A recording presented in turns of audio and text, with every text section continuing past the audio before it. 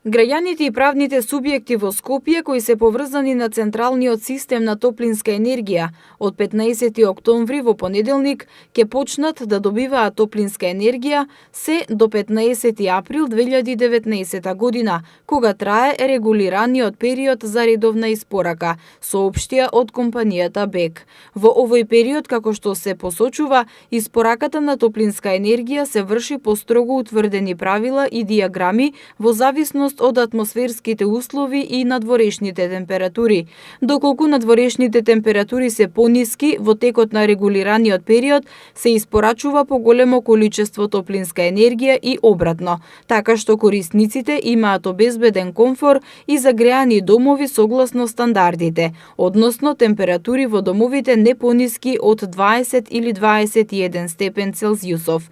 При одредени атмосферски услови на доволно топло време, кога не е потребно никакво грејење, се прекинува испораката на топлинска енергија во периодите на високи надворешни температури, а веднаш по намалувањето на надворешните температури под определените вредности, грејењето повторно се вклучува. Од БЕК информираа дека годинава споредено со минатата година бројот на нови потрошувачи е зголемен, а трендот на повторно приклучување се должи на високиот комфор што го добиваат потрошувачите за најдобра цена, согласно сите еколошки стандарди. Како резултат на континуираната модернизација на системот за централно грејење, квалитетот на услугата е значително подобрен.